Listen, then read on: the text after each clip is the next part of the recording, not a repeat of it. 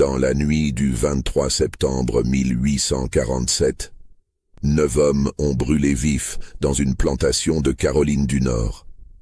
Leurs cris ont réveillé tout le comté de Craven. Mais ce que personne n'a jamais compris, c'est pourquoi les portes étaient verrouillées de l'intérieur et pourquoi un seul homme en est sorti vivant.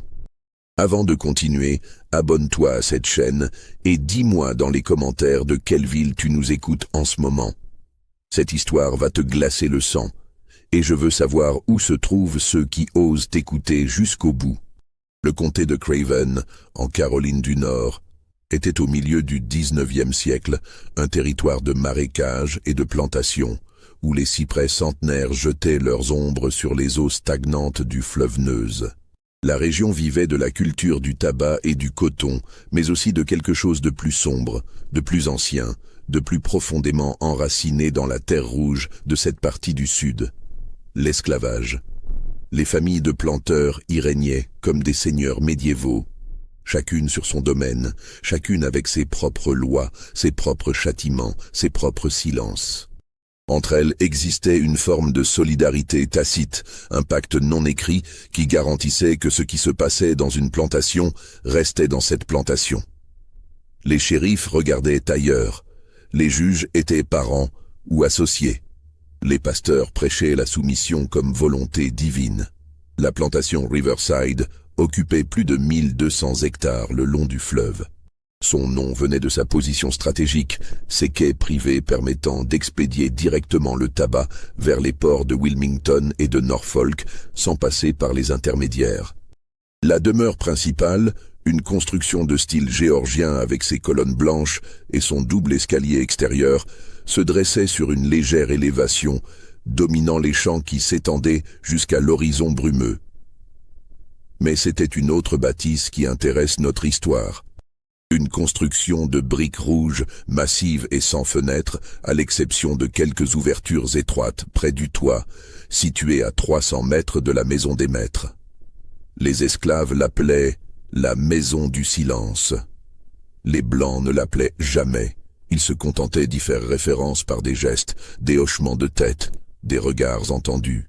En ce mois de septembre 1847, Riverside appartenait à Cornelius Harrington, 52 ans, troisième génération de planteurs. Son grand-père avait acheté ces terres en 1789, quand elles n'étaient que forêts et fondrières. Son père avait construit la fortune familiale sur le dos de 150 esclaves. Lui-même avait perfectionné le système, augmentant la production tout en réduisant les coûts, ce qui signifiait dans le langage de l'époque travailler les hommes jusqu'à l'épuisement et les remplacer quand ils tombaient. Cornelius était un homme méthodique, qui tenait des registres minutieux de chaque dépense, de chaque récolte, de chaque naissance et de chaque mort parmi sa propriété humaine.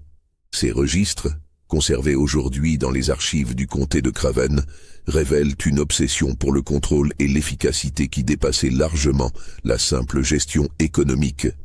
On y trouve des notations troublantes, le nombre exact de coups de fouet administrés chaque semaine, les rations de nourriture réduites en fonction du rendement, les punitions collectives pour des fautes individuelles.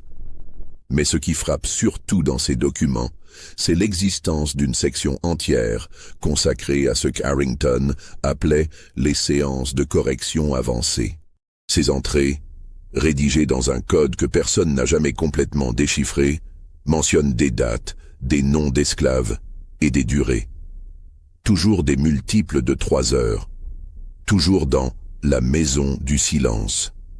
C'est dans ce contexte que vivait un homme dont le nom véritable a été perdu. Les registres l'appellent simplement Lazare, un nom que lui avait donné Cornelius Harrington lors de son achat en 1839, 8 ans avant les événements qui nous occupent. Lazare avait alors 20 ans.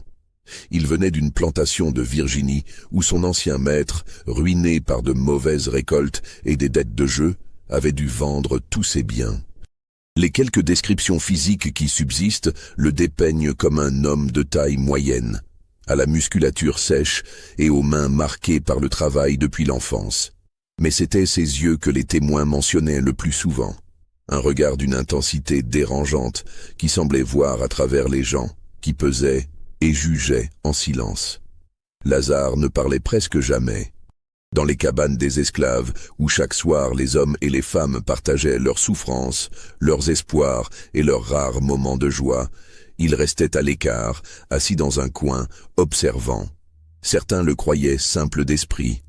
D'autres murmuraient qu'il avait vu des choses qui lui avaient volé les mots. Une vieille femme prénommée Ruth, qui était à Riverside depuis 40 ans, racontait que Lazare avait eu une famille en Virginie, une femme et 2 enfants, tous vendus séparément avant son propre transfert en Caroline du Nord. Vraie ou fausse, cette histoire circulait parmi les esclaves et contribuait à entourer Lazare d'une aura de respect mêlée de crainte. Il travaillait au champ de tabac, accomplissant sa tâche avec une régularité mécanique qui satisfaisait les contremaîtres sans jamais attirer leur attention. Il était, selon l'expression consacrée, un nègre tranquille, ce qui, dans le vocabulaire des planteurs, signifiait un esclave qui ne causait pas de problème visible. Mais en 1843, 4 ans avant la nuit fatidique, quelque chose avait changé. Les registres d'Harrington mentionnent pour la première fois le nom de Lazare dans la section des corrections avancées. Aucune raison n'est indiquée. Juste une date, le 15 juin 1843, et une durée, 9 heures. Quand Lazare était ressorti de la maison du silence, au petit matin, il ne marchait plus de la même façon. Ses épaules étaient voûtées, comme si un poids invisible les écrasait. Mais c'était son regard qui avait le plus changé. L'intensité était toujours là, mais quelque chose de nouveau s'y était ajouté. Quelque chose que Ruth, la vieille femme, décrivit plus tard comme « la lueur des damnés qui ont vu l'enfer et qui savent qu'ils y retourneront ». Au printemps de 1847, une rumeur étrange commença à circuler dans le comté de Craven. On parlait de réunions secrètes entre planteurs, de rencontres qui se tenaient non pas dans les salons luxueux des demeures principales, mais dans des lieux discrets, parfois même dans les entrepôts à tabac vides, après la tombée de la nuit. Ces réunions n'étaient pas inhabituelles en soi. Les planteurs se retrouvaient régulièrement pour discuter des prix, des récoltes, de la politique. Mais celle-ci avait quelque chose de différent. Les hommes qui y assistaient arrivaient seuls, sans leurs épouses ni leurs fils aînés. Ils ne prenaient pas leurs attelages habituels, mais des chevaux ordinaires. Et surtout, ils n'en parlaient jamais, même entre eux, en dehors de ces occasions. Le pasteur méthodiste du comté, un certain révérend Augustus Pemberton, nota dans son journal personnel, retrouvé des décennies plus tard dans le grenier du presbytère, une observation troublante datée du 23 mars 1847. Cornelius Harrington est venu me voir aujourd'hui pour me demander si la Bible autorisait certaines formes de châtiment corporel extrême dans le cadre de l'éducation des races inférieures. J'ai répondu selon la doctrine, mais son insistance sur le mot « extrême » m'a laissé mal à l'aise. Il y avait dans ses yeux une fièvre que je n'avais jamais vue auparavant. Quand je lui ai demandé pourquoi cette question le préoccupait, il a simplement répondu que certaines leçons devaient être enseignées de manière inoubliable. Ce qui se passait réellement dans ces réunions ne serait révélé que beaucoup plus tard, par fragments, à travers des témoignages contradictoires et des documents incomplets. Mais les grandes lignes sont claires. Un groupe de 9 planteurs du comté de Craven avait formé ce qu'ils appelaient entre eux la Société de correction, ou parfois simplement le Cercle. Ces 9 hommes partageaient une philosophie particulière concernant la gestion de leurs esclaves. Pour eux, la violence ordinaire, les coups de fouet, les privations de nourriture, les fers aux pieds, tout cela n'était que la surface du contrôle. Ils croyaient qu'il fallait aller plus loin, briser non seulement le corps mais aussi l'esprit, créer une soumission si profonde qu'elle deviendrait héréditaire, transmissible de génération en génération. Les membres du cercle étaient, outre Cornelius Harrington lui-même, Thomas Wickham, propriétaire de la plantation Pinehurst, 50 ans, veuf avec 3 fils adultes. Nathaniel Crawford, 47 ans, dont la plantation Oakmont était la plus proche de Riverside. Benjamin Sutherland, 55 ans, ancien juge qui avait pris sa retraite pour se consacrer à l'agriculture. Josiah Fleming, 42 ans, le plus jeune du groupe et aussi le plus riche, héritier d'une fortune commerciale de Charleston. William Grayson, 58 ans, qui possédait non seulement des terres, mais aussi plusieurs navires marchands. Edward Thornton, 44 ans, connu pour sa brutalité même selon les standards de l'époque. Daniel Hawthorne, 53 ans, qui avait étudié la médecine dans sa jeunesse avant de revenir gérer l'héritage familial. Et enfin Robert Caldwell, 49 ans, le plus discret du groupe, qui parlait peu, mais dont les esclaves portèrent les marques les plus profondes. La maison du silence de Riverside servait de lieu de rencontre et d'expérimentation pour ce cercle. Les esclaves y étaient amenés, toujours la nuit, toujours en secret. Ce qui s'y passait exactement ne peut être décrit avec certitude, car ceux qui y entraient en ressortaient changés, brisés, incapables ou refusant de raconter. Mais des indices subsistent. Un médecin de New Bern, le docteur Samuel Richardson, fut appelé à Riverside en juillet 1847 pour soigner un esclave qui avait développé une infection grave. Dans une lettre à un confrère de Raleigh, lettre conservée dans les archives médicales de l'État, Richardson écrit « Le patient présentait des blessures que je n'avais jamais vues auparavant sur un être humain vivant. Elles n'étaient pas le résultat d'un fouet ordinaire, ni même d'instruments de torture conventionnels. Il semblait avoir été soumis à une forme de châtiment systématique, calculé pour causer le maximum de souffrance sans provoquer de dommages visibles externes.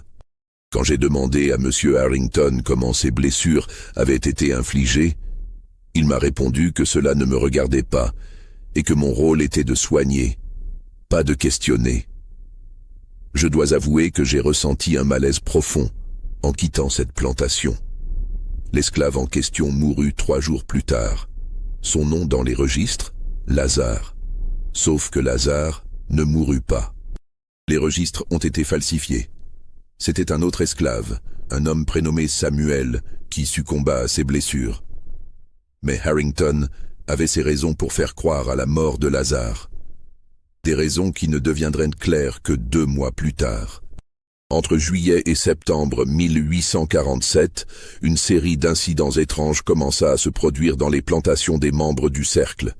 À Pinehurst, la plantation de Thomas Wickham, un incendie détruisit un entrepôt contenant la moitié de la récolte de tabac. L'enquête conclut à un accident, une lampe renversée par un esclave négligent. L'esclave en question, un homme d'une 50aine d'années prénommé Jacob, fut pendu publiquement comme exemple. Mais plusieurs témoins rapportèrent que Jacob hurlait son innocence jusqu'à la fin, jurant qu'il n'était même pas près de l'entrepôt cette nuit-là, qu'il était enchaîné dans sa cabane comme tous les soirs depuis des semaines. À Oakmont, chez Nathaniel Crawford, ce fut une série d'empoisonnements qui frappa le bétail. 23 vaches et taureaux moururent en l'espace de 15 jours. Les vétérinaires ne trouvèrent aucune cause naturelle. Crawford soupçonna l'un de ses esclaves et le fit fouetter publiquement jusqu'à ce qu'il avoue. L'homme avoua effectivement, mais mourut de ses blessures avant de pouvoir révéler où il avait obtenu le poison ou comment il l'avait administré. Chez Benjamin Sutherland, l'ancien juge, un ouvrier blanc qui supervisait les champs tomba malade d'une fièvre mystérieuse. Il délirait dans son lit, parlant du nombre qui le suivait partout. Dieu qui l'observait depuis les cyprès. Il mourut en 3 jours. Le médecin parla de malaria, mais la saison n'était pas propice et aucun autre cas ne fut signalé dans la région. Ces incidents, pris isolément, pouvaient passer pour de la malchance ordinaire, le genre de problème auquel tout planteur devait faire face de temps en temps. Mais ensemble, ils formaient un motif inquiétant. Et surtout, ils ne touchaient que les membres du cercle. Cornelius Harrington fut le premier à faire le rapprochement. Lors d'une rencontre secrète dans la Maison du Silence, le 5 septembre 1847, il rassembla les 8 autres membres et leur exposa sa théorie. Quelqu'un savait ce qu'il faisait et cherchait à se venger. Les procès-verbaux de cette réunion n'existent évidemment pas, mais un témoignage indirect nous est parvenu par une source inattendue. Martha, une esclave domestique de la maison principale de Riverside, qui servait parfois dans la maison du silence quand les messieurs y tenaient leur réunion. Martha avait développé l'habitude de rester parfaitement immobile dans les coins, invisible comme un meuble, écoutant tout. Des années plus tard, en 1868, quand une commission fédérale vint enquêter sur les crimes de l'époque esclavagiste en Caroline du Nord, Martha, alors âgée et vivant à Raleigh, accepta de témoigner. Sa déposition, conservée dans les archives nationales, constitue l'un des documents les plus accablants sur les pratiques du cercle. Elle raconta que ce soir du 5 septembre, les 9 hommes étaient assis autour d'une longue table dans la pièce principale de la maison du silence. Harrington avait pris la parole, décrivant les incidents survenus dans leurs plantations respectives. Il avait ensuite suggéré que ces événements n'étaient pas des coïncidences, mais des actes de sabotage délibérés. Qui pourrait faire cela? Avait demandé William Grayson, le propriétaire de navire. Aucun nègre n'a l'intelligence pour orchestrer une telle campagne. Pas un nègre seul, avait répondu Harrington, mais plusieurs, coordonnés. Ou peut-être un abolitionniste du Nord qui aurait infiltré nos rangs. Edward Thornton, le plus brutal du groupe, avait frappé du poing sur la table. Qu'ils viennent, nous les pendrons tous. Mais Benjamin Sutherland, l'ancien juge, avait secoué la tête. Ce n'est pas si simple. Si quelqu'un sait ce que nous faisons ici, s'il a des preuves, nous risquons tous la potence. Ce que nous pratiquons va au-delà de la simple discipline autorisée par la loi, même dans le Sud. Le silence était tombé sur l'Assemblée. Même dans une société qui acceptait l'esclavage comme institution divine, ce qu'il faisait dans cette maison dépassait les limites de ce que la majorité des gens pouvaient tolérer. Ils le savaient tous. Alors que proposez-vous? Avait demandé Daniel Hawthorne, l'ancien étudiant en médecine.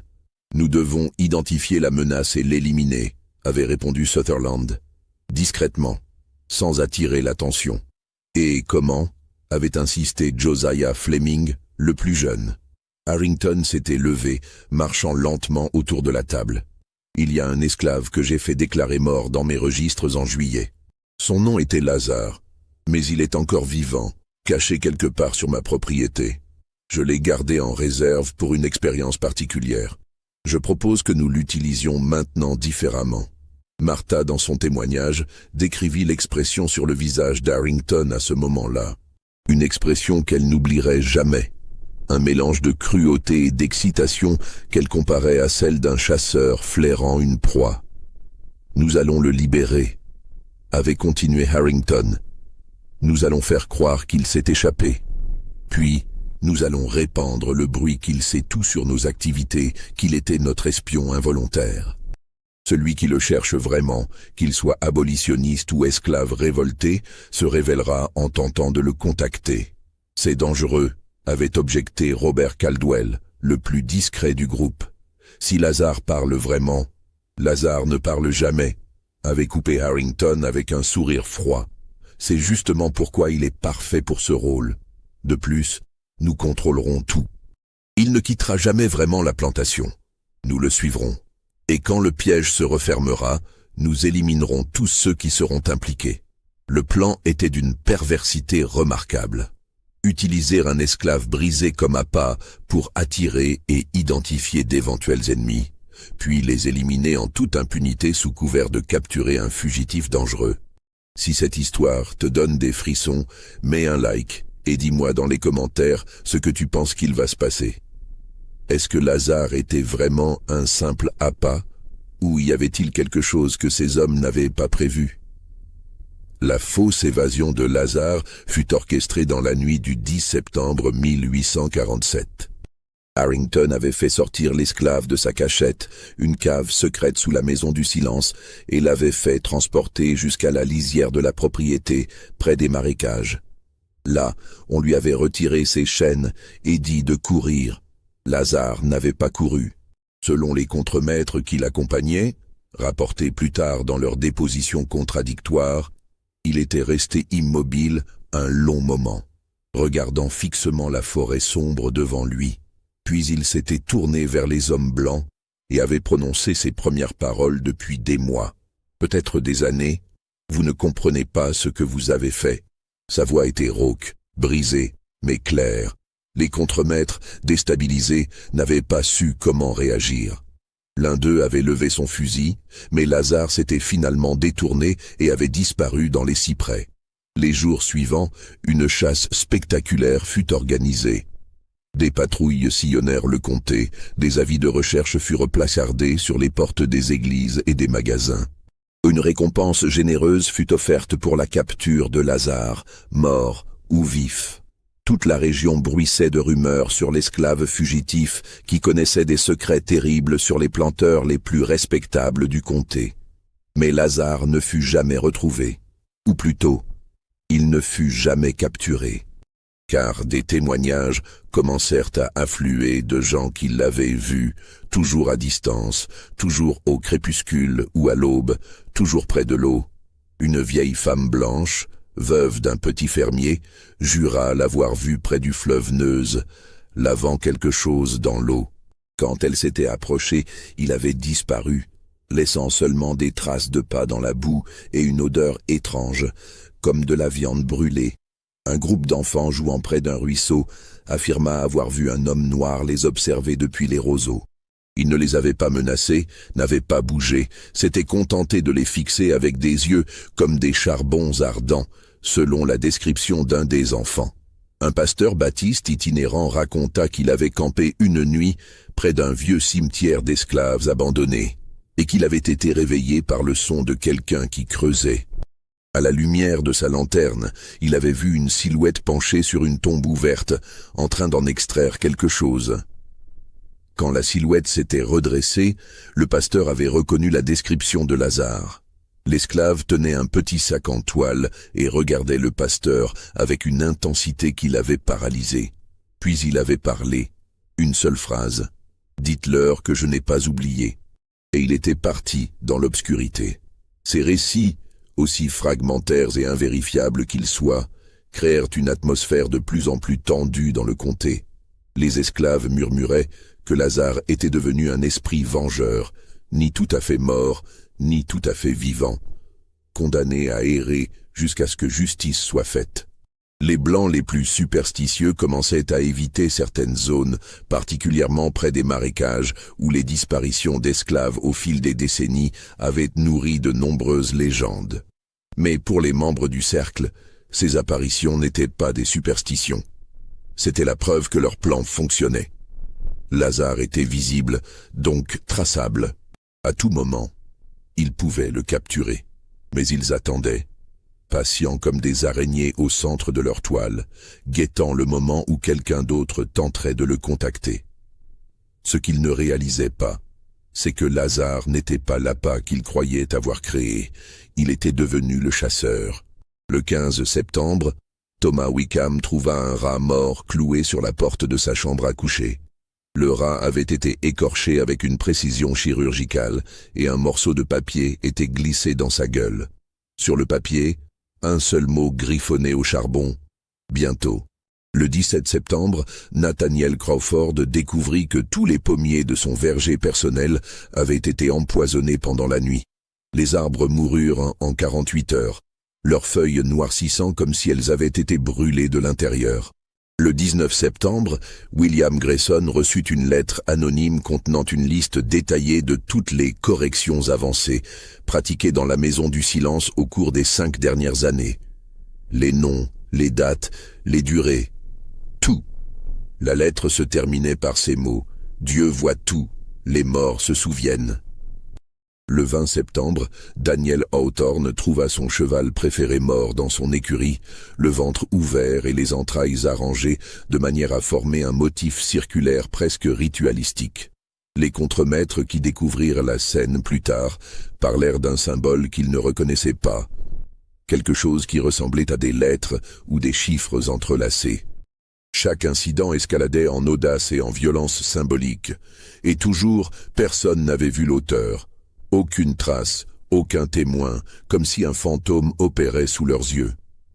Le 22 septembre, au soir, Cornelius Harrington convoqua une réunion d'urgence. Mais cette fois, ce ne serait pas dans la Maison du Silence. Il avait préparé quelque chose de différent. Il fit passer le mot à chacun des 8 autres membres.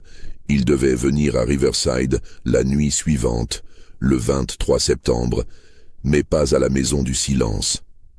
À la vieille grange de séchage du tabac, une structure isolée au fond de la propriété, loin de la maison principale et des quartiers des esclaves. « Nous mettrons fin à cela », avait écrit Harrington dans ses messages. « Cette nuit, nous capturerons Lazare et nous découvrirons qui l'aide. Venez armés. » Ce que Harrington ne savait pas, ce qu'aucun d'entre eux ne savait, c'est que Lazare avait toujours été 3 pas en avance, qu'il avait prévu chacune de leurs réactions, qu'il les connaissait mieux qu'ils ne se connaissaient eux-mêmes, parce qu'il avait passé des années à les observer, à les étudier, à comprendre leurs faiblesses et leurs peurs. Et surtout, ce qu'il ne savait pas, c'est que Lazare n'était pas seul. La nuit du 23 septembre 1847 était sans lune. Des nuages épais couvraient le ciel, obscurcissant les étoiles et plongeant le comté de Craven dans une obscurité presque totale. Une chaleur moite persistait, malgré l'heure tardive, et l'air sentait la pluie imminente et le tabac en fermentation. Les 9 membres du cercle arrivèrent à la grange de séchage entre 10h et 11h du soir, chacun venant seul à cheval, comme convenu. La grange était une structure massive de bois et de briques, construite 50 ans plus tôt pour sécher les feuilles de tabac. Elle mesurait 30 mètres de long sur 15 de large, avec un seul grand espace intérieur, divisé par des rangées de poutres où l'on suspendait les récoltes. À cette époque de l'année, elle était presque vide, la récolte n'ayant pas encore commencé. Cornelius Harrington les attendait à l'intérieur, une lanterne à la main. Il avait disposé des chaises en cercle au centre de la grange et plusieurs autres lanternes autour, créant un îlot de lumière tremblante dans l'obscurité environnante. « Messieurs », les accueillit-il alors que le dernier d'entre eux, Robert Caldwell, franchissait la grande porte coulissante. « Je suis content que vous soyez tous venus. »« Nous sommes venus parce que nous n'avons pas le choix », répondit sèchement Benjamin Sutherland. « Cette situation est devenue intolérable. Mes esclaves murmurent, mes contremaîtres ont peur, et ma femme refuse de dormir sans une lampe allumée. Elle n'est pas la seule, marmonna William Grayson. Ma propre épouse veut que nous déménagions à Charleston jusqu'à ce que cette affaire soit résolue. » Harrington leva une main apaisante. « C'est justement pour cela que nous sommes ici, pour en finir ce soir. J'ai mis en place un piège. Lazare viendra. »« Comment pouvez-vous en être sûr ?» demanda Daniel Hawthorne, scrutant nerveusement les ombres au-delà du cercle de lumière. « Parce que je l'ai fait suivre, » répondit Harrington avec un sourire glacial. « Mes meilleurs pisteurs ont surveillé ses mouvements depuis 1 semaine. Il a établi un campement dans les marécages, à moins de 2 kilomètres d'ici. Et ce soir, j'ai fait répandre le bruit que nous serions tous réunis ici, sans protection, sans esclaves autour. C'est l'occasion parfaite pour lui. Il viendra. Et s'il ne vient pas, objecta Edward Thornton, la main posée sur le pistolet à sa ceinture.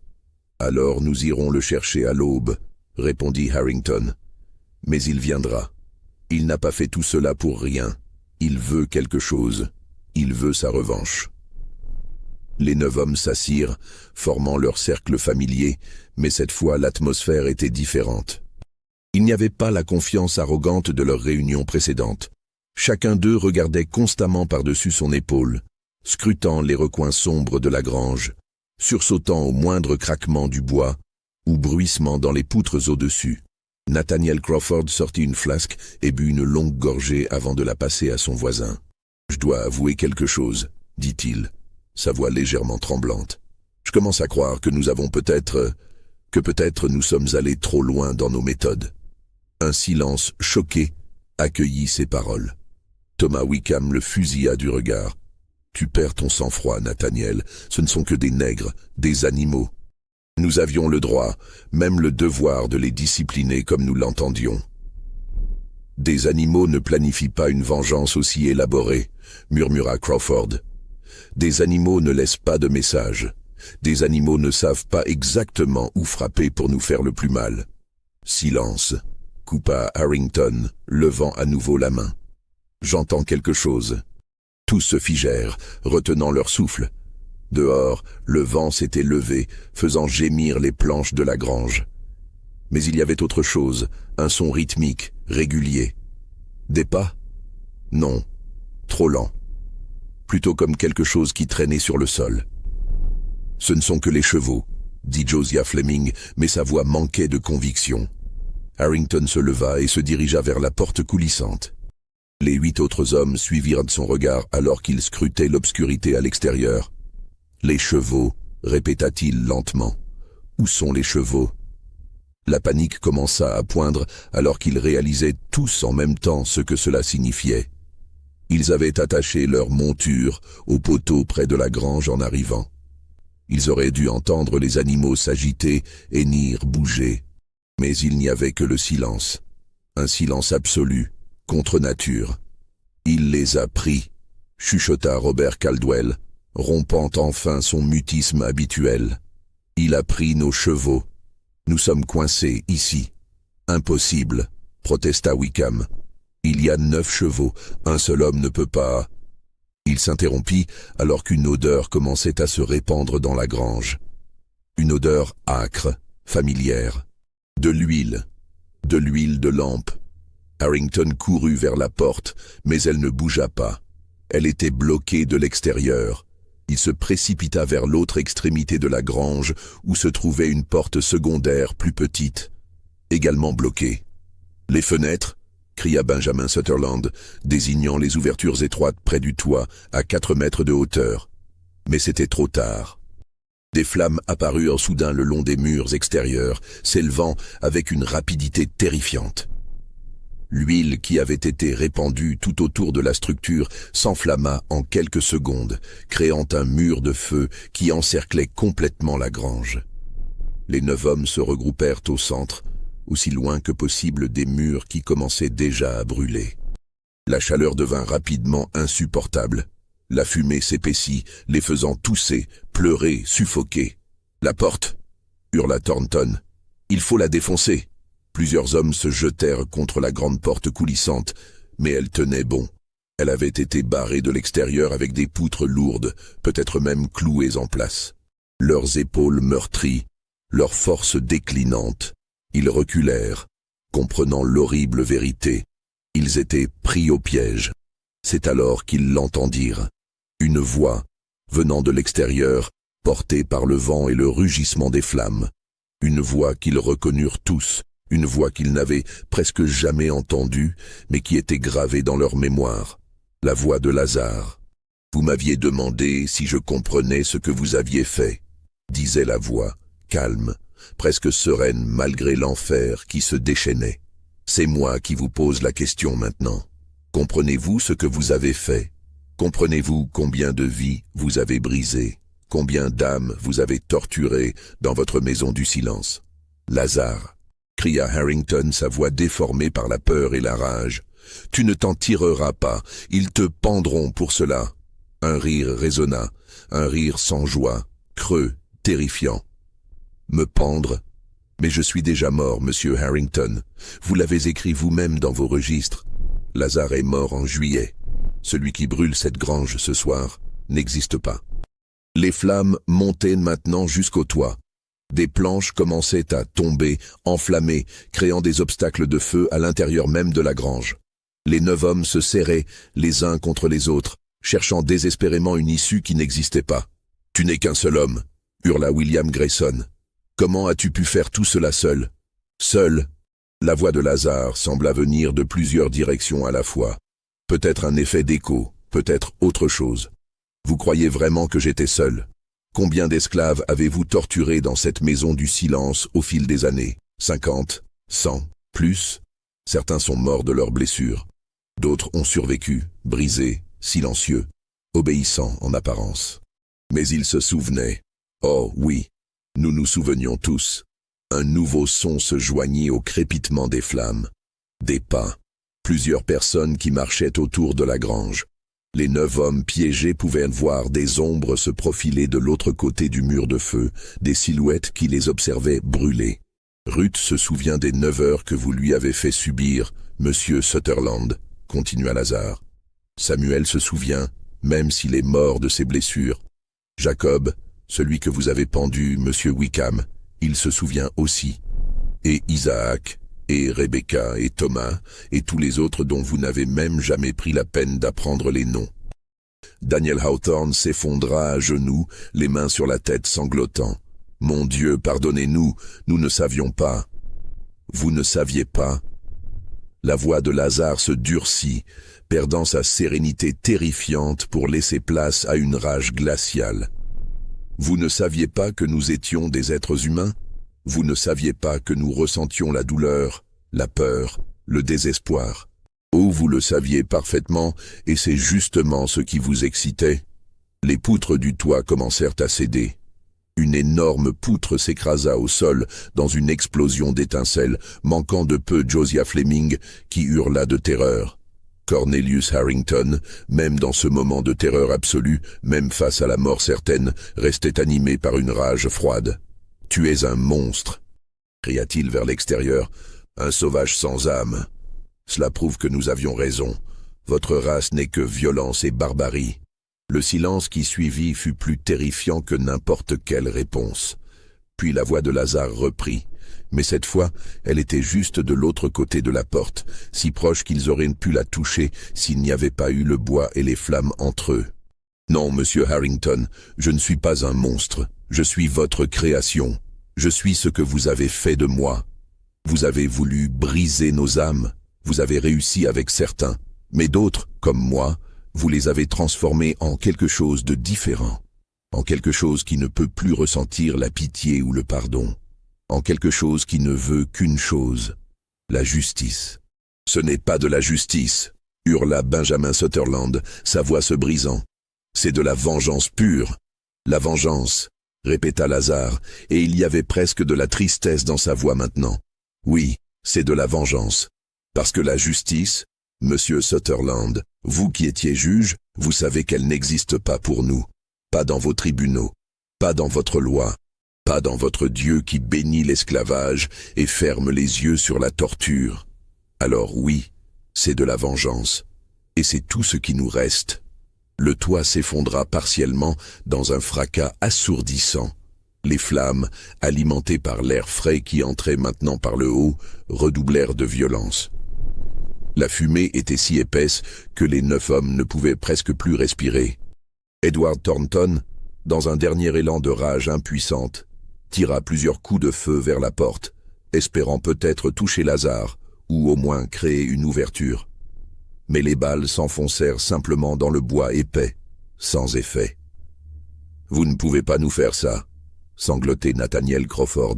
« Nous avons des familles, des enfants. » « Nous aussi nous avions des familles, » répondit Lazare. « Moi j'avais une femme, Rose elle s'appelait, et 2 enfants. Un garçon de 8 ans, Marcus. Une fille de 6 ans, Sarah. Ils ont été vendus séparément quand mon ancien maître a fait faillite. Je ne les ai jamais revus, je ne sais même pas s'ils sont encore vivants. Alors ne me parlez pas de famille, monsieur Crawford. » Les cris des 9 hommes se mêlaient maintenant au rugissement du feu. Certains priaient, d'autres maudissaient, d'autres encore suppliaient pour une pitié qui ne viendrait pas. Robert Caldwell, celui qui avait toujours été le plus discret, le plus silencieux, se mit soudain à hurler plus fort que tous les autres. « Nous méritions cela, nous méritions cela. Que Dieu nous pardonne, nous méritions tout cela. Peut-être, » murmura Lazare, si doucement que seuls ceux qui étaient près de la porte purent l'entendre, malgré le chaos. Mais le pardon n'est pas à moi de l'accorder. Je ne suis que l'instrument.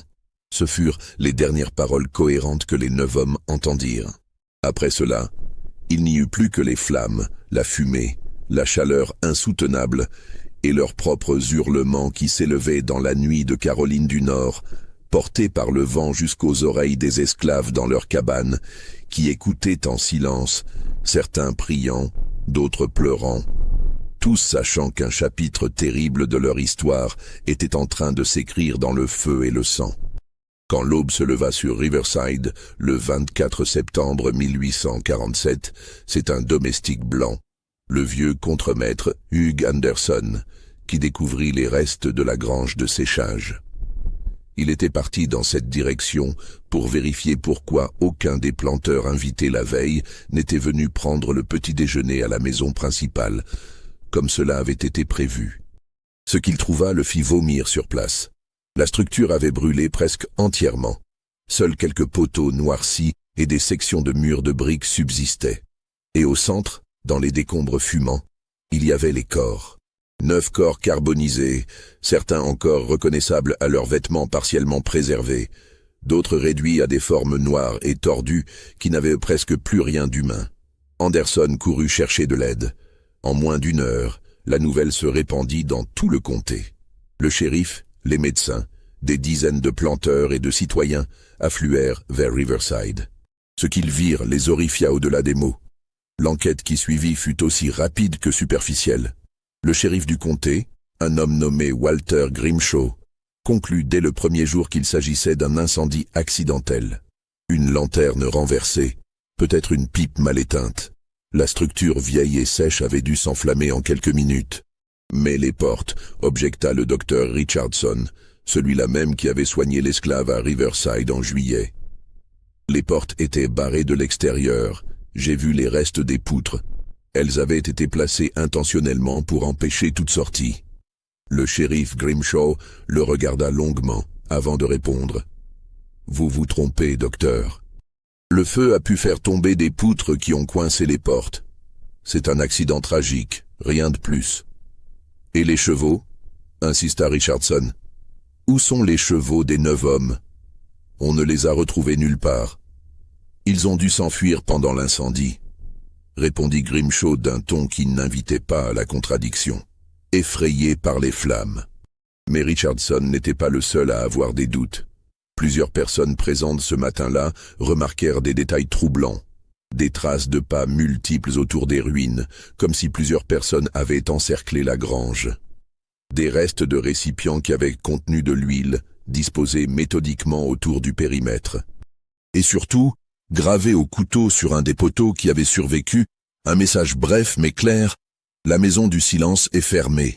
Le shérif fit effacer ce message avant que trop de gens ne le voient. Les quelques témoins qui en parlèrent furent rapidement réduits au silence par des menaces voilées ou des pots de vin. Car la vérité, c'est que les autorités du comté savaient parfaitement ce qui s'était passé, ou du moins, elles le soupçonnaient fortement. Et cette vérité était trop dangereuse pour être révélée. Si l'on admettait publiquement que 9 des planteurs les plus respectables du comté avaient été assassinés par des esclaves en représailles pour des actes de torture systématiques, cela ouvrirait une boîte de Pandore. Il faudrait enquêter sur la maison du silence. Il faudrait exhumer les archives des corrections avancées. Il faudrait peut-être même poursuivre d'autres planteurs impliqués dans des pratiques similaires. Et surtout, cela risquait de provoquer une révolte généralisée des esclaves. Si les Noirs de la région apprenaient qu'il était possible de tenir tête aux maîtres, de les punir, de les tuer même, et de s'en sortir, toute l'économie esclavagiste du Sud pourrait s'effondrer. Alors la décision fut prise, dans les hauts lieux du pouvoir du comté de Craven, de classer l'affaire comme un accident et de passer rapidement à autre chose. Les 9 corps furent enterrés lors de funérailles grandioses. Des dizaines de personnes assistèrent au service, pleurant ces hommes présentés comme des piliers de la communauté, des pères de famille respectables, des citoyens exemplaires. Les pasteurs firent l'éloge de leur piété et de leur contribution au développement de la région. Personne ne mentionna la maison du silence. Personne ne parla des esclaves disparus au fil des années. Personne ne posa de questions sur les pratiques de ces hommes. Mais tout le monde savait. Dans les plantations, dans les églises, dans les magasins et les tavernes, les gens murmuraient. Ils savaient que 9 hommes avaient été jugés et exécutés, non par la loi des hommes, mais par quelque chose de plus ancien, de plus implacable. Et Lazare, que lui était-il arrivé? Officiellement, il ne fut jamais retrouvé. Les recherches continuèrent pendant quelques semaines après l'incendie, mais mollement, sans conviction. Le shérif Grimshaw déclara finalement que l'esclave fugitif avait probablement péri dans les marécages ou avait réussi à rejoindre le nord. Mais des témoignages contradictoires continuèrent à affluer pendant des mois, puis des années. Un marchand voyageant vers Wilmington jura avoir vu Lazare sur les quais, chargeant des caisses sur un navire en partance pour New York. Quand il était retourné avec les autorités, il n'y avait personne.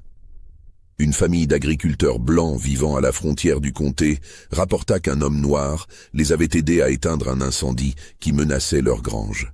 Il était apparu de nulle part, avait travaillé aux côtés d'eux pendant des heures, puis était reparti à l'aube sans dire un mot. Ils jurèrent que c'était Lazare. Des esclaves de différentes plantations murmuraient qu'il vivait toujours dans les marécages, qu'il aidait les fugitifs à s'échapper vers le nord, qu'il était devenu un conducteur du chemin de fer clandestin, cette organisation secrète qui facilitait la fuite des esclaves vers les États libres. D'autres disaient qu'il était mort peu après l'incendie, son corps jamais retrouvé, avalé par les eaux sombres des marécages de Caroline du Nord. La vérité, probablement, est quelque part entre ces extrêmes. Mais c'est un détail qui n'a jamais été confirmé avec certitude. Ce qui est certain, en revanche, c'est ce qui arriva aux plantations des 9 hommes morts. Riverside, la propriété de Cornelius Harrington, fut vendue aux enchères 6 mois après sa mort. Le nouveau propriétaire, un homme du Nord qui ne connaissait pas l'histoire du lieu, démolit la maison du silence dès son arrivée. Il trouva, dans les fondations, une cave secrète contenant des instruments dont l'usage était évident et terrifiant. Il les fit brûler et ordonna que l'endroit soit comblé et recouvert de terre. Mais les esclaves de la plantation affirmaient que l'endroit restait maudit. Des sons étranges continuaient à en émaner la nuit. Certains juraient voir des ombres se déplacer là où la structure avait existé. Le nouveau propriétaire abandonna la plantation après seulement 2 ans, la laissant retourner à l'état sauvage. Les 8 autres plantations connurent des sorts similaires. Certaines furent vendues, d'autres abandonnées, d'autres encore maintenues par les familles, mais jamais avec le même succès qu'auparavant, comme si un maléfice pesait sur elles, comme si la terre elle-même refusait de produire pour ceux qui profitaient du sang versé. La maison du silence devint une légende locale. Pendant des décennies, les vieux du comté racontaient son histoire aux jeunes, toujours en murmurant, toujours avec un frisson.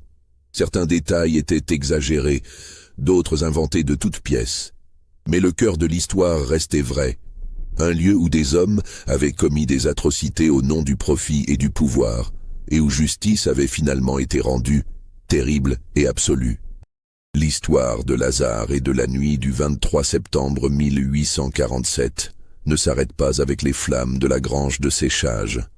Dans les années qui suivirent, des documents commencèrent à apparaître mystérieusement dans les bureaux des journaux abolitionnistes du Nord. Des lettres, des registres, des témoignages détaillés sur les pratiques de la Maison du Silence et d'institutions similaires dans d'autres plantations du Sud. Ces documents étaient toujours accompagnés d'une note brève, non signée, pour que le monde sache, pour que personne n'oublie. L'écriture variait d'un envoi à l'autre, suggérant que plusieurs personnes étaient impliquées dans cette campagne silencieuse de révélation. Mais tous les abolitionnistes qui reçurent ces documents remarquèrent un détail commun. Chaque enveloppe portait une marque discrète. Un petit dessin au charbon représentant une porte fermée avec une croix dessus. Le symbole de la maison du silence fermé. Ces révélations, publiées dans des journaux comme The Liberator de William Lloyd Garrison et The North Star de Frederick Douglass, contribuèrent à alimenter le mouvement abolitionniste dans les années précédant la guerre de sécession. Elles fournirent des preuves concrètes, documentées, des horreurs de l'esclavage au-delà de la simple exploitation économique. Elles montrèrent que derrière les façades élégantes des plantations sudistes se cachaient parfois des chambres de torture, des lieux où l'humanité elle-même était niée. Mais ces documents posaient aussi des questions troublantes pour les abolitionnistes eux-mêmes, car ils ne se contentaient pas de dénoncer les crimes des 9 planteurs. Ils décrivaient aussi, avec une précision clinique, comment ces hommes avaient été punis. Et cette justice violente, cette vengeance sanglante, même dirigée contre des tortionnaires avérés, mettait mal à l'aise beaucoup de ceux qui luttaient contre l'esclavage. Pouvait-on applaudir le meurtre, même celui de criminels? Devait-on célébrer Lazare comme un héros ou le condamner comme un assassin? Frederick Douglass, lui-même, ancien esclave devenu l'un des leaders les plus respectés du mouvement abolitionniste, écrivit un éditorial en 1852 qui abordait cette question. Sans jamais nommer directement Lazare ou l'incident de Caroline du Nord, il parlait de la justice née du désespoir et de la vengeance comme dernier recours de ceux à qui toute autre forme de justice est refusée. Nous qui vivons libres, écrivait Douglass, nous qui n'avons jamais connu les chaînes, les fouets, les humiliations quotidiennes de l'esclavage, nous n'avons pas le droit de juger les moyens que choisissent les opprimés pour se libérer. Nous pouvons pleurer la nécessité de la violence. Nous pouvons espérer un monde où elle ne serait plus nécessaire. Mais nous ne pouvons pas condamner ceux qui, acculés dans les ténèbres les plus profondes, choisissent de combattre le feu par le feu. Dans le comté de Craven lui-même, la mémoire de cette nuit resta longue et complexe. Les familles des 9 hommes morts maintinrent pendant des générations que leur patriarche avait été victime d'un horrible accident, martyr d'une tragédie inexplicable. Des monuments furent érigés, des rues portèrent leur nom. L'histoire officielle persista, mais dans les communautés noires de la région, une histoire différente se transmettait de génération en génération. L'histoire d'un homme nommé Lazare qui avait osé se dresser contre ses oppresseurs, qui avait transformé sa propre destruction en arme, qui avait prouvé que même les plus puissants n'étaient pas invulnérables. Cette histoire devint une source secrète de fierté et d'espoir pendant les années sombres qui précédèrent l'émancipation.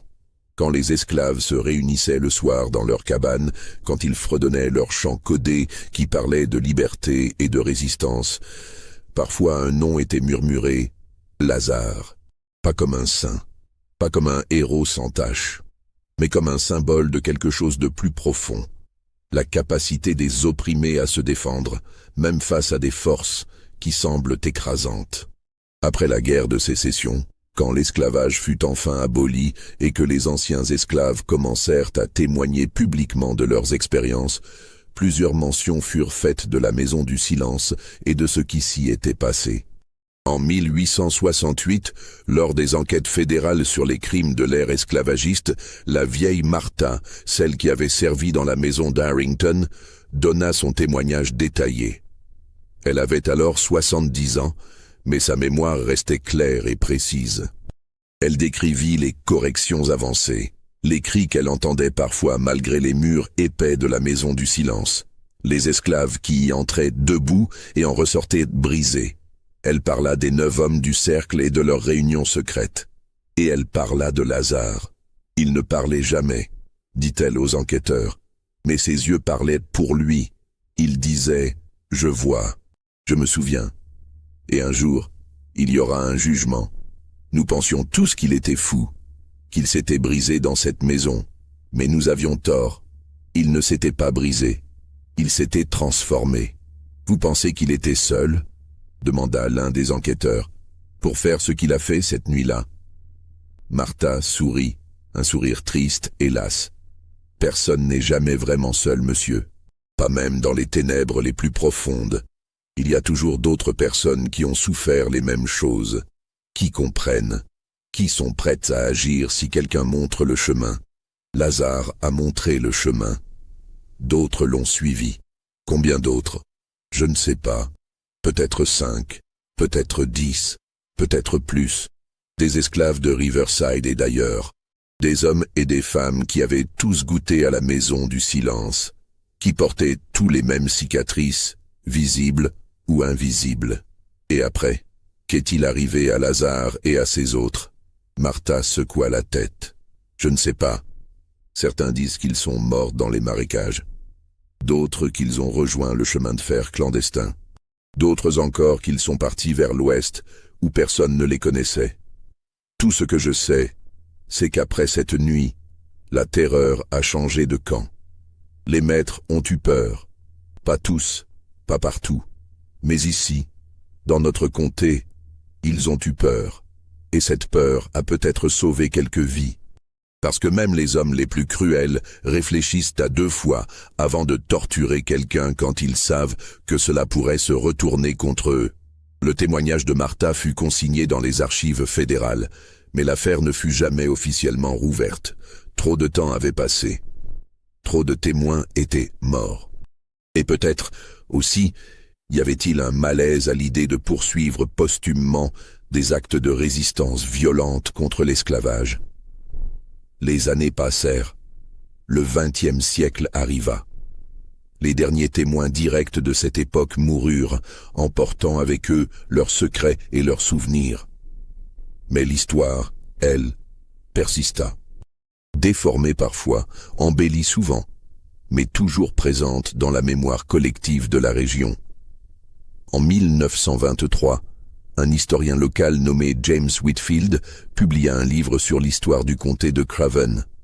Dans un chapitre consacré aux mystères non résolus de la région, il mentionna brièvement l'incendie de la grange de séchage de Riverside en 1847. Il présenta l'histoire comme un accident tragique, répétant la version officielle. Mais dans une note de bas de page, presque comme s'il ne pouvait s'en empêcher, il ajouta: des rumeurs persistantes dans la communauté noire locale suggèrent une explication alternative à ces événements, impliquant un esclave nommé Lazare et une supposée institution appelée la Maison du Silence.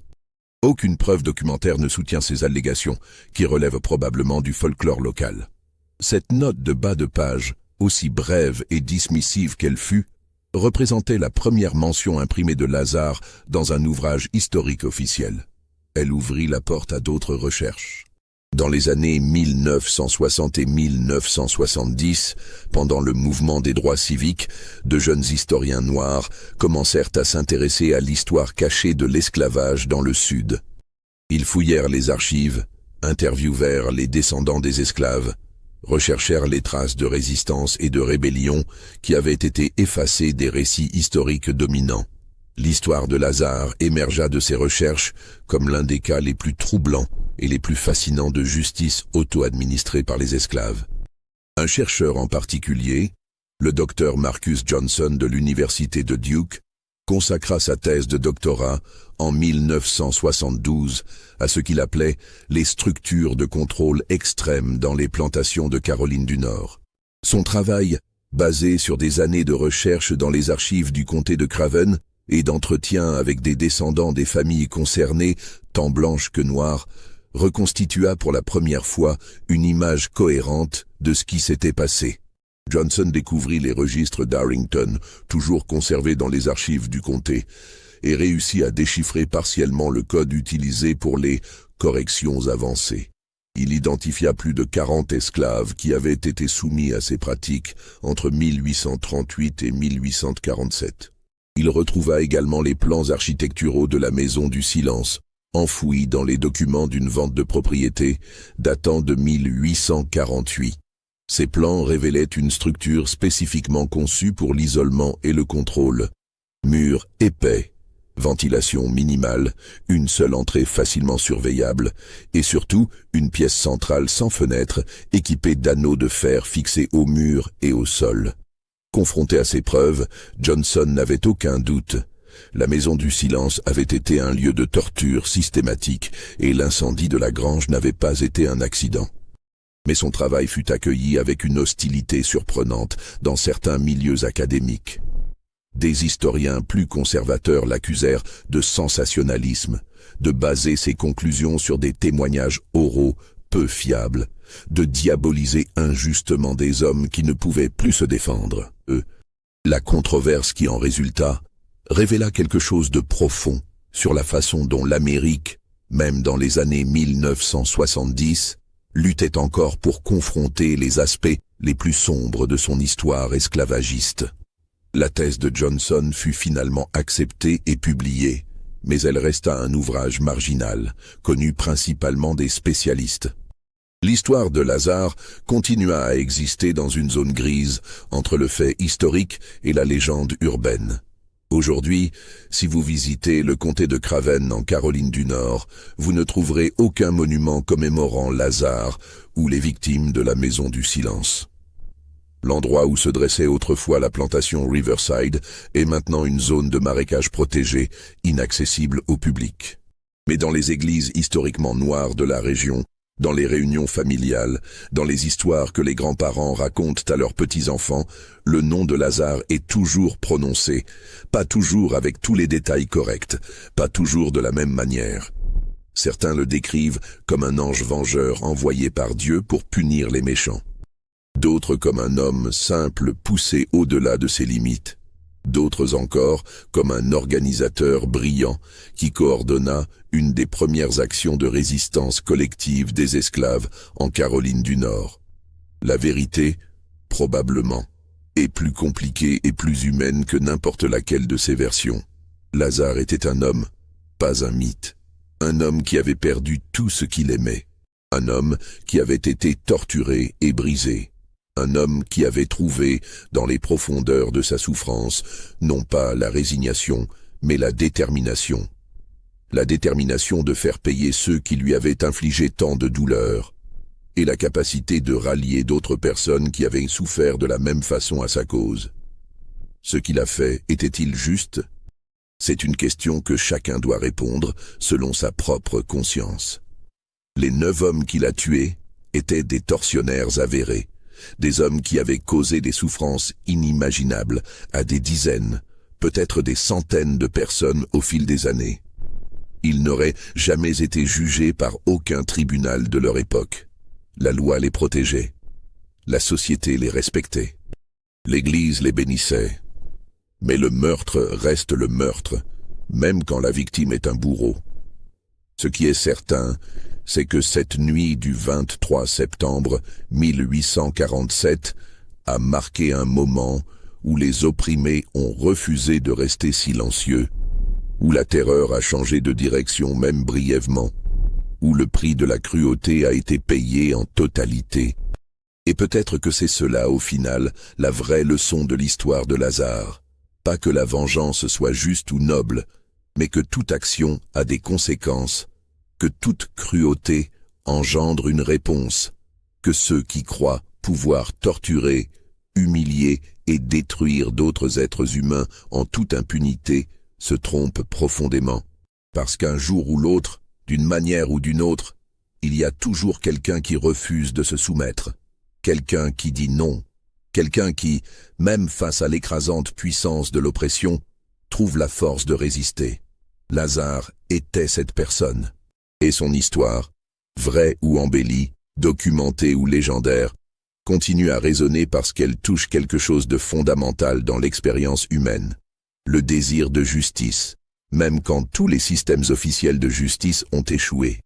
Dans les archives du comté de Craven, il y a un dernier document qui mérite d'être mentionné. C'est une lettre, datée de 1852, 5 ans après les événements. Elle fut trouvée dans les affaires d'un pasteur abolitionniste décédé et donnée aux archives dans les années 1980. La lettre n'est pas signée, mais l'écriture est celle d'une personne instruite, probablement quelqu'un qui a appris à lire et écrire malgré les lois qui interdisaient l'alphabétisation des esclaves. Elle dit simplement ceci. À ceux qui se souviendront, les 9 hommes sont morts comme ils ont vécu dans la peur et la douleur. Mais leur mort ne rachète pas leurs crimes. Elle ne ramène pas ceux qu'ils ont tués. Elle ne guérit pas ceux qu'ils ont brisés. Ce que nous avons fait cette nuit-là ne nous rend pas meilleurs qu'eux. Cela nous rend simplement humains, parce que les humains se défendent. Les humains refusent d'accepter l'inacceptable. Les humains se souviennent. Je vis maintenant loin de la Caroline du Nord, sous un autre nom, dans un autre état. Je ne suis plus un esclave, mais je ne suis pas libre non plus, parce que les souvenirs de la Maison du Silence me suivent partout. Les visages de ceux qui n'ont pas survécu me hantent. Les cris que j'ai entendus résonnent encore dans mes oreilles, quand tout devient silencieux. Je ne demande pas le pardon. Je ne cherche pas la gloire. Je veux seulement que quelqu'un, quelque part, sache la vérité. que ces 9 hommes n'étaient pas des victimes innocentes, qu'ils ont créé leur propre fin, et que nous, ceux qu'ils ont torturés, nous avons simplement rendu ce qui nous était dû. Si cela fait de nous des monstres, alors qu'il en soit ainsi. Mais n'oubliez jamais qui nous a transformés en monstres. Pour Ruth, qui n'a pas survécu, pour Samuel, mort de ses blessures, pour tous les autres dont les noms ne seront jamais connus, et pour tous ceux qui viendront après, qui liront peut-être ces mots. Ne laissez jamais personne vous dire que vous devez accepter l'injustice en silence. Ne laissez jamais personne vous convaincre que votre douleur ne compte pas. Ne laissez jamais personne vous briser au point où vous ne pouvez plus vous relever, parce que même dans les ténèbres les plus profondes, il y a toujours une étincelle. Il suffit d'une personne pour l'attiser, et cette étincelle peut devenir un feu qui consume tout. La maison du silence est fermée, elle ne s'ouvrira plus jamais. Cette lettre, authentique ou non, capte quelque chose d'essentiel sur l'histoire de Lazare et de cette nuit terrible de septembre 1847. Elle nous rappelle que derrière chaque acte de violence, même justifié, il y a un coût humain. Que la vengeance, même méritée, laisse des cicatrices sur ceux qui l'exécutent autant que sur ceux qui la subissent. Mais elle nous rappelle aussi que le silence face à l'oppression a aussi un coût, que l'acceptation passive de la cruauté est une forme de complicité, et que parfois, les opprimés n'ont pas d'autre choix que de se défendre avec les seuls moyens à leur disposition. L'histoire de Lazare n'est pas une histoire confortable. Elle ne se termine pas par une réconciliation heureuse ou une leçon morale simple. Elle se termine dans le feu et le sang, avec 9 hommes morts et un esclave disparu dans la nuit, laissant derrière lui plus de questions que de réponses. Mais c'est précisément cette ambiguïté qui rend l'histoire si puissante et si troublante. Parce que l'histoire réelle, l'histoire humaine, n'est jamais simple. Elle est toujours compliquée, toujours nuancée, toujours remplie de zones grises où le bien et le mal se mélangent de façon déconcertante. Alors, que devons-nous penser de Lazare? Était-il un héros? Un meurtrier? Un homme brisé qui a trouvé la force de riposter? Un organisateur brillant qui a mené une des premières actions de résistance coordonnée des esclaves? Ou simplement un être humain poussé au-delà de ses limites, qui a fait ce qu'il croyait nécessaire pour survivre et pour protéger ceux qui avaient souffert comme lui? La réponse, probablement, est qu'il était tout cela à la fois. Parce que les êtres humains sont complexes, capables à la fois de grande cruauté et de grande compassion, de violence destructrice et de courage admirable. Ce que nous savons avec certitude, c'est que cette nuit-là, dans le comté de Craven en Caroline du Nord, 9 hommes ont payé le prix ultime pour leurs crimes. Que leur mort a été terrible, probablement aussi terrible que les souffrances qu'ils avaient infligées à d'autres. Et nous savons que quelque part, dans les ombres de l'histoire, un homme nommé Lazare a disparu, emportant avec lui les secrets de cette nuit et le poids de ce qu'il avait fait. Si vous vous promenez aujourd'hui dans les marécages près de l'ancienne plantation Riverside, par une nuit sans lune, comme celle du 23 septembre 1847, les habitants locaux vous diront de faire attention.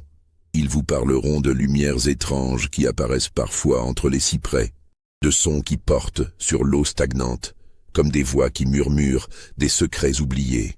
Certains disent que ce sont les âmes des 9 hommes, condamnés à errer éternellement dans les lieux de leurs crimes.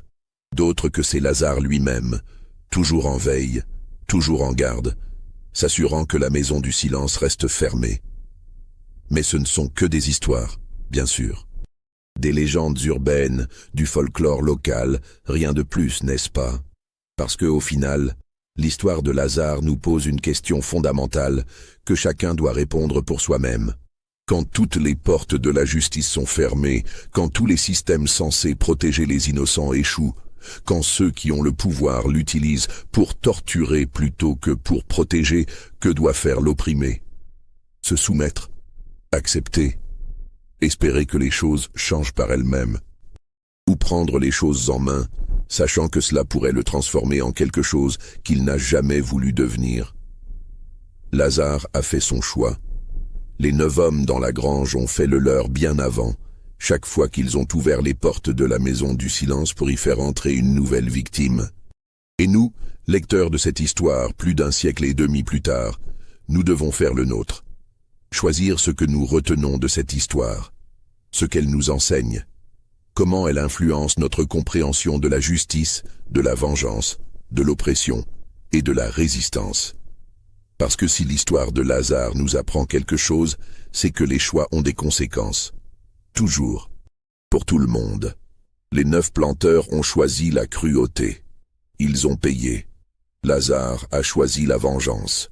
Et il a disparu dans la nuit, portant ce poids pour le reste de ses jours, où qu'il l'ait mené. Et nous, que choisissons-nous, quand nous sommes confrontés à l'injustice, à la cruauté, à l'oppression, dans notre propre vie, dans notre propre époque? Que faisons-nous? C'est la vraie question que pose l'histoire de Lazare. Non pas « était-il justifié ?», mais plutôt « que ferions-nous à sa place ?»